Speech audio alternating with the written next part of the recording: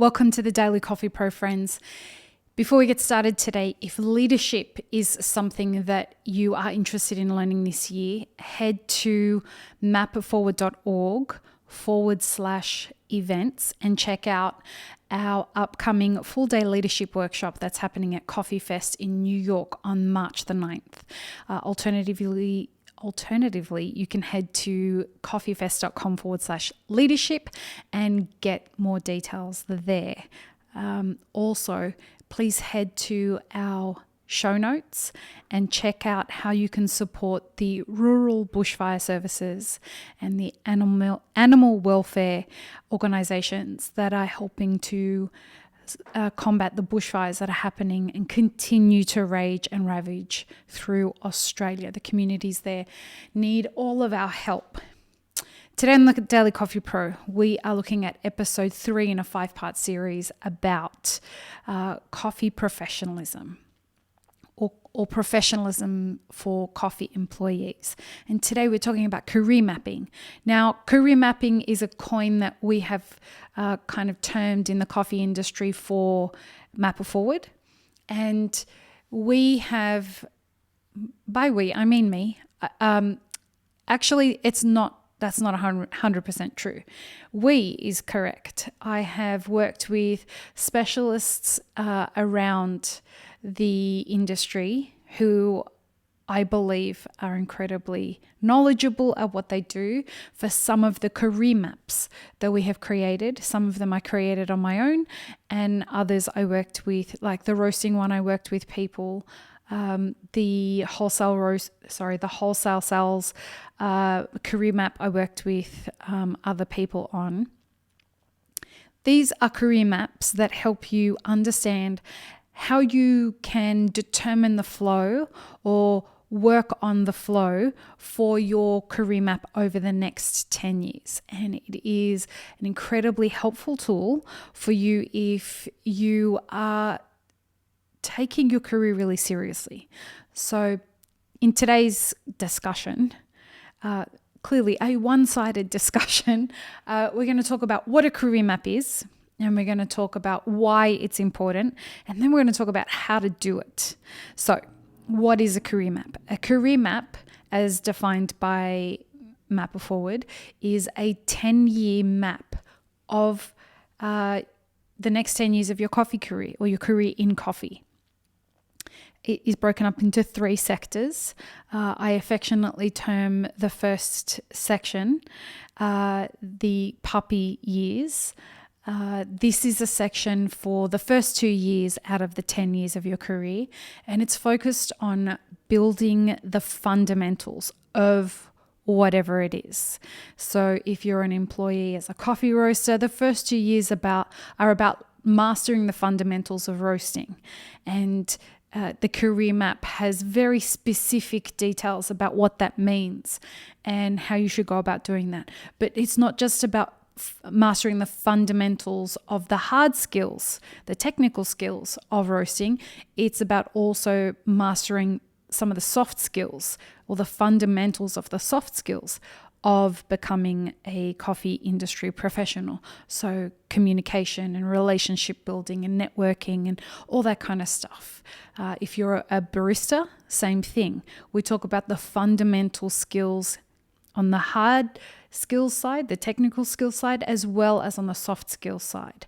So in the puppy years for a barista, we talk about understanding how to brew coffee in a bunch of different ways.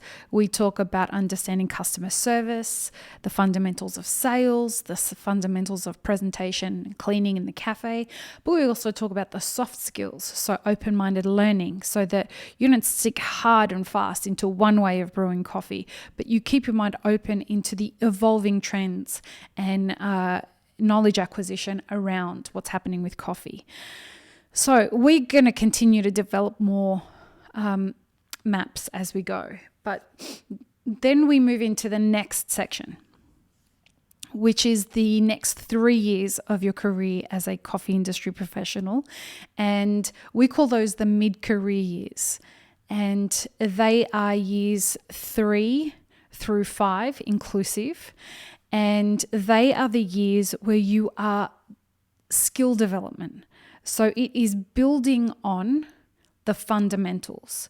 So in the puppy years, you have put all your energy into being a newbie, hence the term puppy. You're new into it. You can go with the benefit, and please do, of being the least knowledgeable person in the room and use that to your advantage. Ask all the stupid questions. You'll get away with it then. You're less likely to get away with it in the next portion of your career map. So in that part of the map, what you're doing is you are building on the fundamental skills that you've learnt as a puppy in your designated career. What you'll do, that's again both in the hard skills, the technical skills, and the soft skills. So you do things, so on the technical skills side of things, the hard skills, that means having ideas that you can build from the fundamentals. So for example, as a roaster, you've learnt the technical skills, the technical fundamentals of how to roast in the first 2 years. You've learnt the fundamentals of warehousing. You've learnt the fundamentals of perhaps how to store coffee and things like that. In the second part of your map, what you'll do is you'll look at ways in which you can apply ideas that you've come up with in conjunction with the leaders in your workplace, seeking their mentorship and asking them for feedback on why your ideas may or may not work. And you go from there to perhaps cultivate some ideas of your own. So you are nurturing yourself as somebody who can problem solve and somebody who can identify different ways of doing things, and you're going to move from there. So that's what happens with the technical side of things in the mid-career years. On the soft skill side of things, that's when you'll tend to do things like start going to expos and start going to conventions with the new, what's the right word there? With the new intention of building relationships. If you were to go to these things during your puppy years, you are introducing yourself to people. You're exposing yourself to the industry. You may hang back a little. You may not necessarily be going out there and handing out your business card to everyone, but you will do that in the second part, the second segment of your 10-year career map. You will go in there and you will start building relationships, cultivating conversations, sharing your ideas, attending networking events, perhaps on your own. Whereas in the past, you would have asked your mentors or your employer to take you and introduce you to people.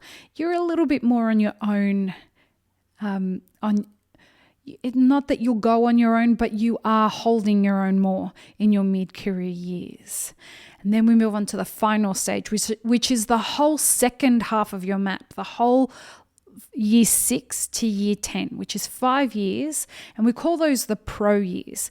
Now, these are the years that if you have continued through on, let's say, a wholesale salesperson's map, if you continued through the puppy years, the fundamental years, and the mid-career years, and you've decided, yeah, I think I want to do this professionally and go on to become an expert, which is what comes after the pro years, you'll spend the next 5 years in doing what we call, as part of the pro years, leadership, innovation, and management. And you will take on board the new learnings that come with being a cultivator of teaching. So leadership doesn't necessarily just mean you have to lead people. So you can be an inventory manager of a smaller size warehouse where it's just you that's running everything, but that's still leadership. A logistics manager does very similar things.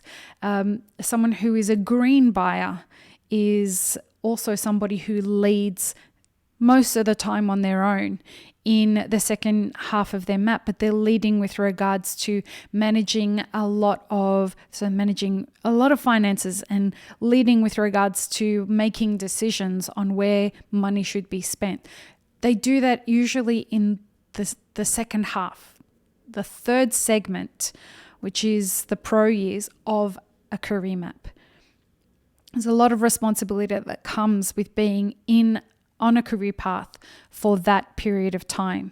And people can see that you've done this, you have stuck with it, and you have found it necessary, or not necessary, but you found it something that you are good enough to continue doing for a long period of time. As a part of your skill development or progressing your skills in the pro years, again, it's about the hard skills, the technical skills, and the soft skills. So from the soft skills perspective, you might start doing things like holding workshops or holding public cuppings. You may be leading events that happen as the cafe manager, holding public events in the cafe, holding annual kickoff meetings for your team. You may be making decisions about how to start relationships with important organizations in your community and taking the lead on the outreach of that. It's a part of the soft skills of becoming a leader. You may take on board responsibilities of hiring and firing. Again, cultivating skills in communication and in assertiveness, all soft skills. On the technical side of things, the hard skills side of things, you're going to learn the function of taking on board the responsibility of what's necessary to become a leader or become the most senior person in that field or in that job for the company that you're working for. The important thing to recognize here is that there is a progression that happens that helps you focus on what it is you're trying to achieve at this stage of your career. And this is why we spoke at the beginning of talking about what it was, what a career map was, and then we're going to move on to why we need one. This is why. The main thing that it does is it's a compass. It's a compass that teaches you what it is that right now you should be focusing on in your career in coffee. What you should be focusing on with regards to technical development and what you should be focusing on with regards to the soft skill, the personal development, the interpersonal relationships that you're building with people. And doing this will hugely improve your professionalism in any industry that you're working in. Understanding that I am well beyond the pro years and I'm in the expert years as the kind of coffee industry professional that I am. Also as a podcaster, I've been doing podcasts for over 10 years. So I can't really rest my laurels on, I'm going to act like I don't know anything about podcasting. Well, that doesn't align with what I'm doing. I know where my focus is. I have to focus on becoming an educator. I have to focus on becoming extremely professional at this and, forging a business that's high revenue and that has extended reach. I don't get to rest my laurels on, it's fine if just 1,000 people listen to this podcast. That's not acceptable because I'm no longer at the point of where I'm starting to learn how to podcast. I don't get to get away with that. Much like, however, when it comes to building a business, so as a career, as a business owner, even though I'm an employer, I'm still an employee of Elixir Specialty Coffee. And my career progression as someone who is a CEO, I'm very new to that. So I'm 4 years, 5 years into that. And so I'm no longer just learning the fundamentals of becoming a CEO, but I think you're always learning the fundamentals of becoming a CEO. Life kind of throws those curveballs at you, but I'm well into getting a groove at what I'm doing. And now it's about, okay, now I have to focus on these particular things with regards to what I'm trying to do. So I'm in a bunch of different stages of all the things that I'm working on in my different careers. My career as a podcaster, my career as a CEO, and my career as the other one is a writer. So those three things are the three things that I'm particularly focused on right now, that are focused in different levels of expertise at different times in my career map. And by understanding where I'm at in my career map, it helps me stay focused and grounded on where I should set my expectations of myself and where I should set my expectations of other people. Now, how do you go about creating a career map? We have them available. They're not all publicly available yet. I would suggest heading to our webinars page, mapitforward.org/webinars, and taking the webinar, Mapping a Successful Career as a Coffee Professional. There is a career map in there that you get as a part of buying that webinar, and it is extremely helpful. People who have taken it have been mind blown by it. So I stand by it. I follow that map.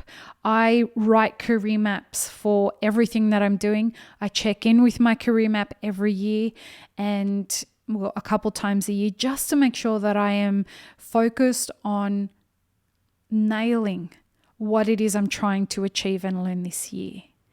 If you have any questions about this, head to mapitforward.org. Excuse me while I try not to sneeze. Head to mapitforward.org and click on the button at the top of the page, Ask the Daily Coffee Pro. I hope this has been helpful. Peace, love, and peanut butter, friends. Have an amazing rest of your day.